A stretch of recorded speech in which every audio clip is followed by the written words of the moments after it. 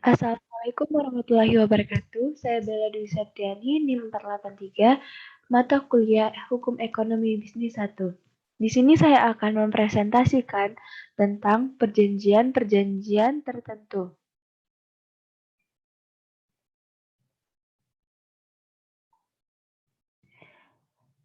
Dalam perjanjian-perjanjian tertentu, di sini ada jual beli, sewa menyewa, dan leasing and franchise. Yang pertama, jual beli. Definisi dari jual beli yaitu terdapat di dalam pasal 1457 KUH Perdata yang bunyinya yaitu jual beli adalah suatu persetujuan dengan mana pihak yang satu mengatakan dirinya untuk menyerahkan suatu barang dan pihak yang lain untuk membayar harga yang dijanjikan. Lalu selanjutnya ada dua pihak yang terlibat dalam aktivitas jual beli yaitu adanya penjual dan juga pembeli. Lalu kewajiban dua pihak yang terlibat dalam aktivitas jual beli, pihak penjual terdapat dalam pasal 1474 dalam KUH Perdata telah diuraikan kewajiban dari penjual, yaitu penjual mempunyai dua kewajiban, yaitu menyerahkan barangnya dan menanggungnya. Yang pertama menyerahkan barang yang dikuasainya dan juga menanggung atas barang yang ditawarkannya tersebut tidak dalam kondisi rusak ataupun cacat. Pasal 1491 KUH Perdata yang tertulis bahwa pihak pembeli terdapat dalam pasal 1513 KUH Perdata tertulis bahwa kewajiban utama pembeli adalah membayar harga pembeli pada waktu dan tempat yang ditetapkan dalam persetujuan. D. Yang selanjutnya ada metode pembayaran transaksi jual beli. Yang pertama bisa dilakukan dengan pembayaran tunai seketika atau dan juga pembayaran melalui kartu kredit, pembayaran dengan cek, pembayaran dengan kredit, pembayaran melalui kartu debit, pembayaran terlebih dahulu, pembayaran secara open account, pembayaran atas dasar konsinyasi, pembayaran secara documentary collection, dan juga pembayaran secara documentary kredit. Sifat dari jual beli yang pertama itu perjanjian jual beli bersifat konsensual yang dimana terdapat dalam pasal 1458 KUH Perdata yang dimana berbunyi perjanjian jual beli dianggap telah terjadi antara kedua belah pihak sewaktu mereka telah mencapai kata sepakat tentang barang dan harga meskipun barang itu belum diserahkan dan harganya masih belum dibayar. Lalu perjanjian yang bersifat obligatoir.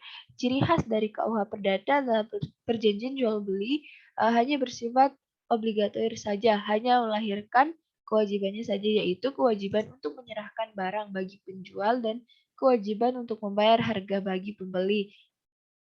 Lalu selanjutnya ada sewa menyewa.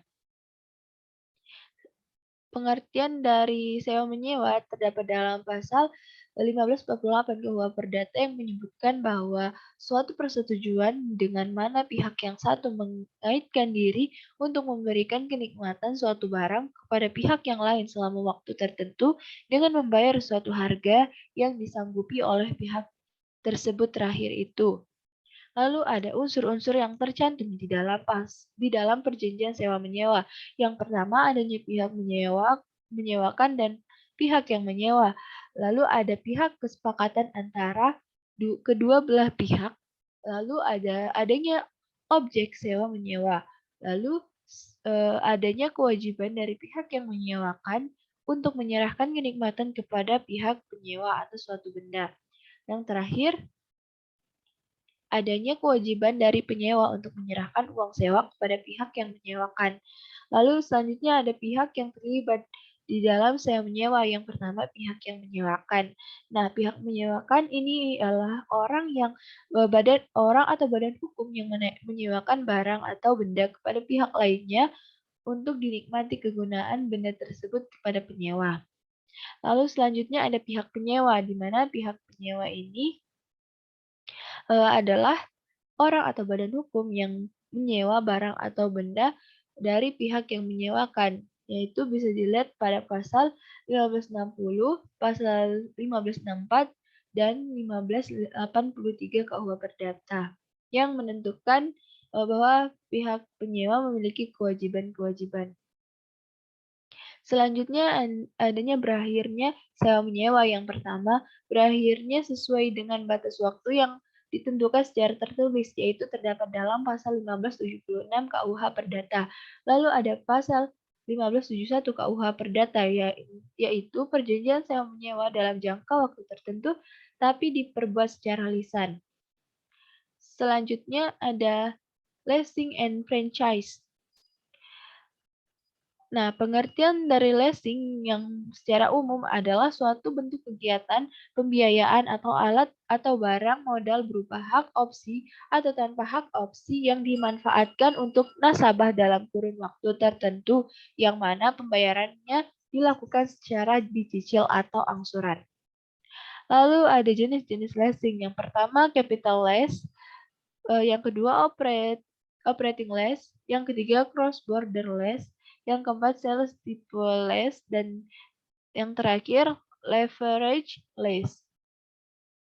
Lalu kelebihan dan manfaat leasing, yaitu adanya kegiatan pengadaan barang atau modal secara leasing pasti akan memudahkan pihak perusahaan untuk mendapatkan barang keperluannya. Nah, beberapa manfaat dan keuntungan yang akan didapatkan perusahaan karena melakukan kegiatan leasing yaitu dapat dilihat secara fleksibel, tidak perlu jaminan, capital saving, pelayanan cepat, terhindar dari inflasi, dilindungi secara hukum, dan juga mendapatkan aktiva. Lalu yang selanjutnya ada fungsi dan tujuan leasing. Pada dasarnya fungsi leasing sebenarnya hampir sama dengan fungsi bank, yaitu menyediakan pembiayaan produk dengan jangka menengah. Bedanya, bank konvensional akan memberikan pinjamannya dalam bentuk uang, sedangkan leasing memberikan pinjaman dalam bentuk barang yang selanjutnya barang tersebut harus dicicil ataupun diangsur. Lalu selanjutnya ada tujuan leasing, yang umumnya itu adalah guna memberikan kemudahan untuk masyarakat dalam memiliki barang modal, walaupun barang tersebut memiliki nilai harga yang tinggi. Yang selanjutnya pengertian dari franchise. Nah, pengertian dari franchise ini adalah suatu hubungan yang di mana salah satu pihak yang diberikan hak untuk memanfaatkan dan menggunakan hak dari kekayaan intelektual atau haki, atau pertemuan ciri khas usaha yang dimiliki pihak lain dengan suatu imbalan berdasarkan persyaratan yang ditetapkan oleh pihak lain tersebut dalam jangka penyediaan atau penjualan barang dan jasa. Lalu selanjutnya adalah aturan sistem waralaba. Pada peraturan sistem waralaba terdapat dalam peraturan pemerintah nomor 42 tahun 2007, di mana beberapa peraturan lainnya yang mendukung kepastian hukum dari bisnis waralaba, di antaranya tertuang di dalam keputusan Menteri Perindustrian dan Perdagangan RI nomor 259 MPP ke 7 tahun 1997 tentang ketentuan tata cara pelaksanaan pendaftaran usaha waralaba, dan juga bisa dilihat pada peraturan Menteri Perindustrian dan Perdagangan RI nomor 31 M Dagang per 8 dan tahun 2008 tentang penyelenggaraan waralaba. Lalu ada Undang-Undang nomor 14 tahun 2001 tentang paten, Undang-Undang nomor 15 tahun 2001 tentang merek, dan Undang-Undang nomor 30 tahun 2000 tentang rahasia dagang. Lalu ada kewajiban dan tugas antara franchisor dan franchise. Yang pertama itu hak yang eksklusif diberikan kepada franchisor pada franchise. Adanya kewajiban dari franchise sebagai imbalan atas hak yang diterima dan kegiatan yang dilakukan oleh franchisor pada saat franchise memulai usaha.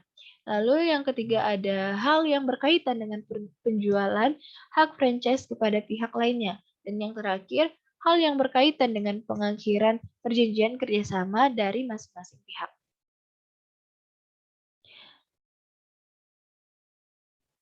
Sekian presentasi dari saya mengenai perjanjian tertentu. Kurang lebihnya mohon maaf. Wassalamualaikum warahmatullahi wabarakatuh.